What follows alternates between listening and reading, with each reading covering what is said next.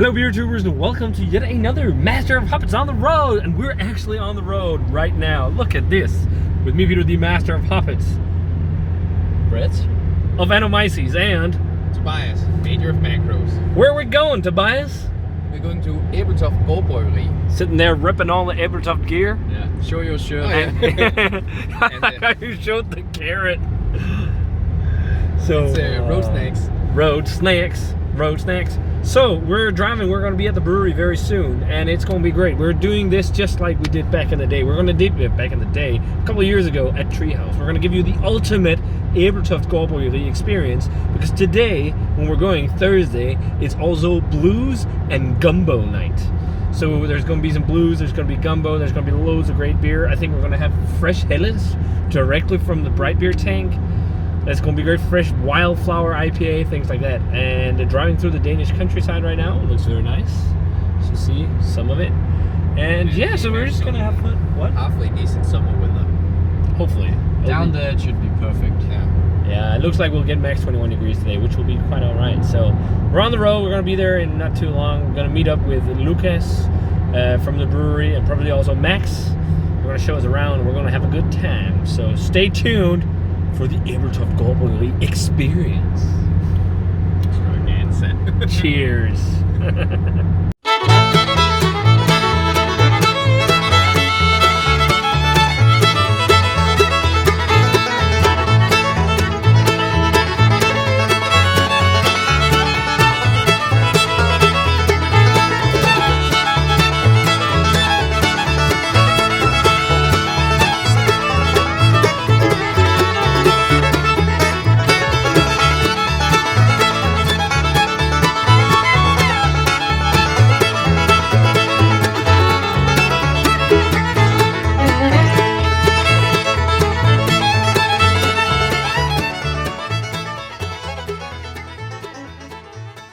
Look at this, guys.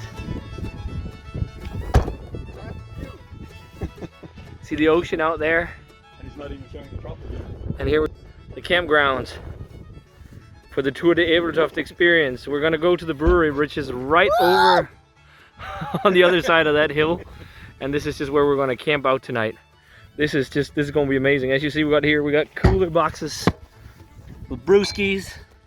Got some stuff to share. Let's just see what's in here. What's in here? Oh! It's a Magnum of the Lily from Tommy Chef. Let's see how cool they'll get, though. We'll see. It's gonna take a little while. Brett is here. Another Magnum. Oh shit! So we're gonna go to the brewery now in a bit. We're gonna have some beers, and today we're lucky enough to be there when it's gumbo and blues night. So we're gonna listen to some blues. We're gonna have some gumbo. Cook some burgers, stuff like this. It's gonna be good. See you for some brewskis in a minute. Okay guys, look at that view behind us. Yeah. We're on the phone now. It's gonna be switching between phone and camera, but we just went to get the first beer. And big shout out to Lucas for hosting us today, man. This is gonna be a great day. So we actually already had the first beer when we arrived. We had the North German Pilsner. We might shoot something of that, but right now, freshly tapped wildflower IPA in a stein. I love it. And raw power straight from the tank. It smells dope. Like passion fruit, but also grapefruit and pineapple. Yeah. My saliva is going nuts. This one smells like white grape and passion fruit, pineapple.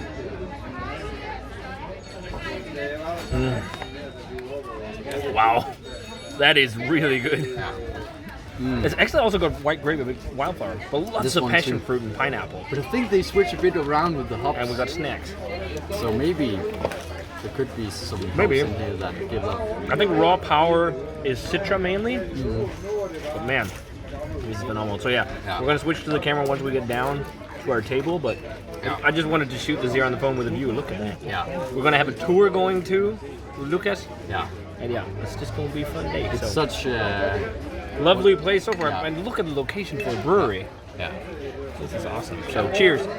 This is, yeah, I mean, it's up on the road, so thumbs up, huge 2 thumb up for both of the beers. I guess this would be like 95 maybe? Yeah. I've never had wildflower this fresh. Drinking it straight from the source, you kind of realize why this beer was what put Ebeltoft on the map. Yeah. And you also realize why we went a bit nuts about raw power the first time we had it, because it's really good. You can have a small taste. You can take a sip of it. Yeah. Well, this is a bit more dank. Yeah, but you can definitely like this is more sweet and tropical, or sweet like sweet juicy fruit. That one's like bright and dank. Yeah. It's really good though. Both of the beers. Yeah, but this is super passion fruity. Yeah, This one. yeah, the wildflower. Yeah. So fresh, man. Really good. I love that this is the glassware here. It's awesome. It will stay colder and it won't skunk. So. Perfect. Yeah. So cheers and see you guys with more beers and a tour and just the Ebeltoft experience. Yeah.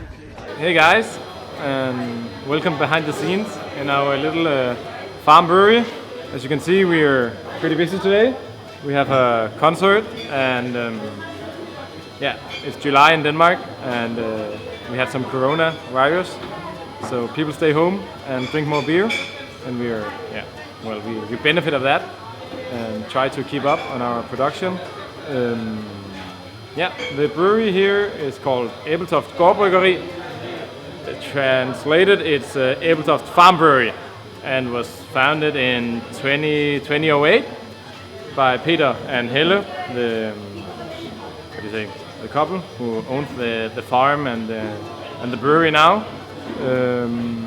If we look down here, you see our summer tap room, which is open 4 months a year, May, June, July and August, every day except Sundays, where we try to serve everyone. Today it's kind of Very busy today. kind of crazy. I think I counted 12 people behind the bar, which I think is record. It's pretty nice. So yeah, let's take a tour in the small brewery. Cheers! The brewery, as I said, was founded in 2008. Started brewing on a small batch equipment brew house.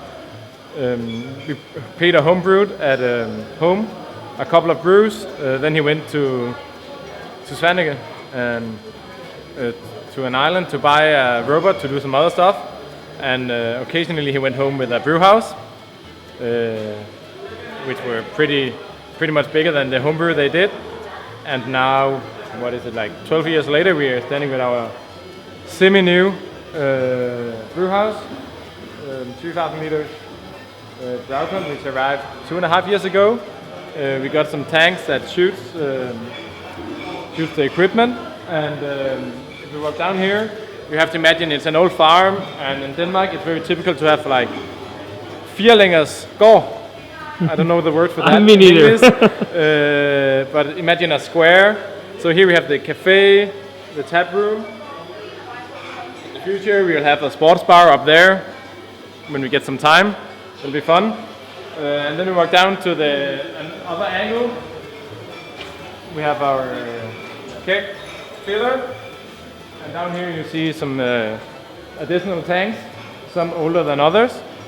If we walk down here, and right now they're all full. We have like a lot of our lagers sitting on the tanks here. Lagers is one of the 3 pillars who like support the brewery. We do a lot of the primarily German-inspired lagers, which we drink ourselves, of course. Then we love the New England style IPA. Also other hoppy IPAs. We're very proud of our new petroleum that we'll taste afterwards. And then our sodas, made of pure like ingredients. We press everything ourselves and add nothing but the local water and the CO2. Right now these tanks are full with our lager again. We have Helles, North German Pils. Over there we have the Czech lager, the other tank. And then if we walk further down, we see our bright. Okay, there's more capacity than I thought, because I thought it was just the entrance that was the brewery. We added all the nice equipment to that end. Yeah. And then we have the soda tank, where we mix our sodas, when we have to press the fruit. And down here we do our bottling. Oh, so that's the bottling line. Yeah. And you have a look out here, just to understand how it's still a family kind of project. This is the family's house, just in the backyard of what you say. Oh yeah. And over here we have our staff facilities and like place where we fix things. Maintenance. Baxter. Oh, your workshop. Yeah, like our workshop. So family lives there. everyone from the family is helping in the brewery, and then we are like a group of staff. I think in winter we are 8 people, 7 to 8, and summer times we have like 25 people, like around the brewery helping, doing the tap room and everything. So this is actually a typical Danish farm. But turned into a brewery. Turned into a brewery. As I said, we do a lot of lagers. The Helles lager is our like biggest beer. Then we tried to do Czech lager. We even made an Italian pils, like 1.5 years ago before it got Became a before thing. it got modern to do Italian lagers.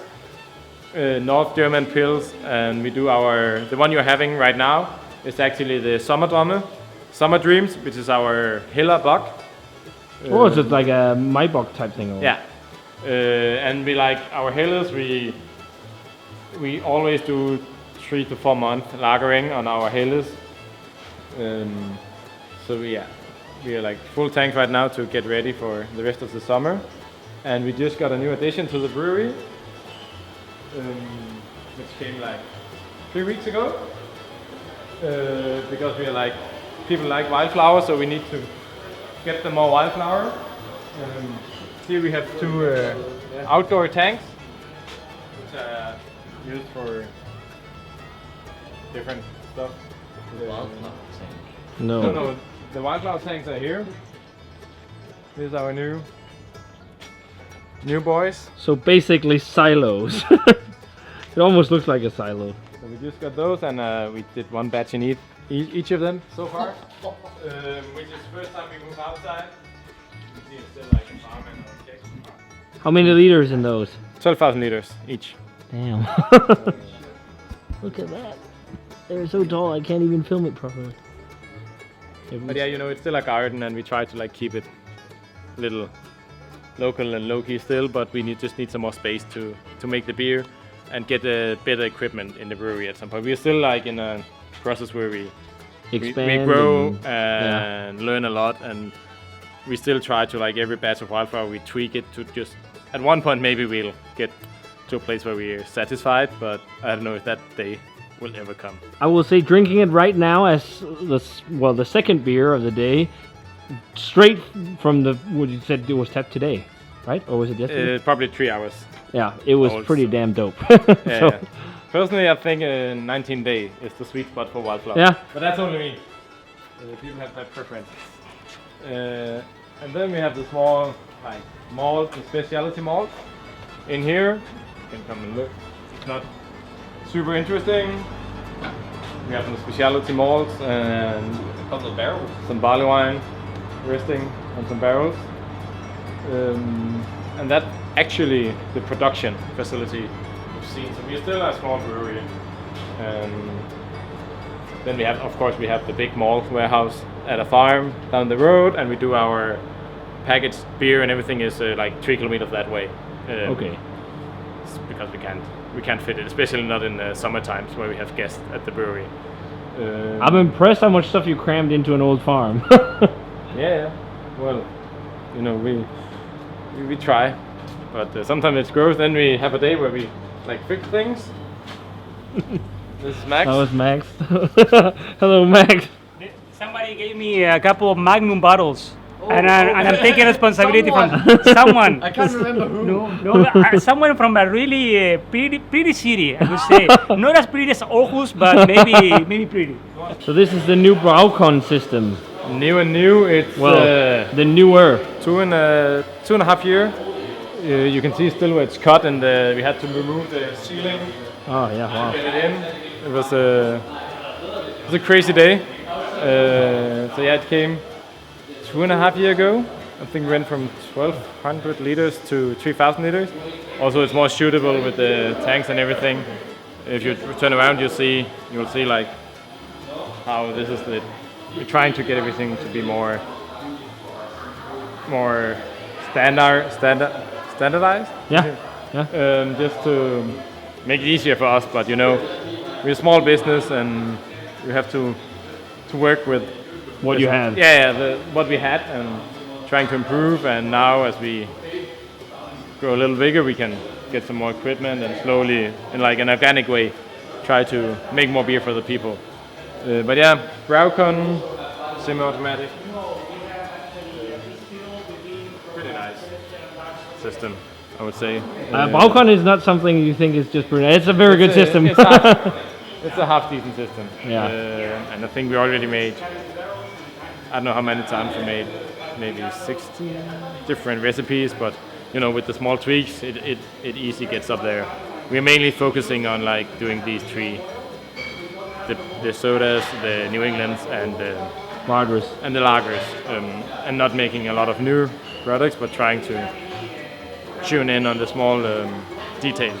Yeah, and dial in your recipes. And we are doing a lot with different yeasts and trying to, and also like our mood changes, you know, every day, and we have to. It's like an adventure, and every day is a new day. So it's more like we are trying to, at this particular moment, trying to make the beer we want to drink, which is actually mainly, that's actually a really good description of what we do. Trying to make the beer what we want to drink in this particular moment. And then tomorrow maybe it's another. But yeah, that's how it is. Yeah. Taste change. That's how it is. Do you have a personal favorite at the moment here? I would say today the raw power is tasting very, very good. We already had it. I think it's a pretty fantastic beer. It's you enhance all the hops, the citra flavors in such a clean way, and it drinks like it's a 4.9% session IPA. It's almost a double. I think that's a very nice execution for the double IPA, which I normally don't drink a lot. But no, the Helles Lager that's my favorite beer. It's like I have the others laying around, but that's the one I turn to when I come home from work. That's the one I turn back to all the time. Nice. Well, the Petroleum IPA right now is pretty interesting because it's not New England. Oh, nice. Change of pace. It's more like the New Age IPAs that build up to become New England IPAs. Yeah. So it's not hazy, but no bitterness. I think we should go have one and maybe go outside and see the view. Yeah. So you can see that. That's probably the best about the brewery. The beer is okay, but you should come out here and see the view, sit down and have a beer. The setting for having a beer is pretty fantastic. And then the beer is great. That helps too. Yeah, it does. So I think we should go get a Petroleum. Let's do it. Well, thanks for showing us around. Of course. Very nice of you, Lucas. I mean, if you guys are ever down here, you need to come check out the brewery. But this is the location. This is where they brew everything, as you just saw. So we're going to go out now, and then we're going to have Petroleum, I guess. And I'm actually going to get to try the Hellebuck now, too, as well. So. And you should get the Pale Buck. We made that for Maybuck 200 Days Lager. That's actually a pretty nice beer as well we have right now. We released it on 1st of May after lagering for exactly 200 days. Nice. So that turned out very crisp and big and bold, but still, you know, like a Buck, elegant. It's a very nice one. Nice. So yeah, let's go and get a beer. Let's do it. Write us if you want to come out here, and we'll give you the tour and some beers and have some fun. Yeah, you should come and check out Ebeltoft. I mean, it's a great location to visit. If you're in the middle Jutland area, it's one of the only breweries really, and one of the better ones around. There is an airport. It's only 15 minutes from here. Oh, there you go. So, but we're gonna head on outside. Thanks a ton for the little look around the brewery, Lucas. Of course, man. And let's drink some beer. Cheers. Cheers.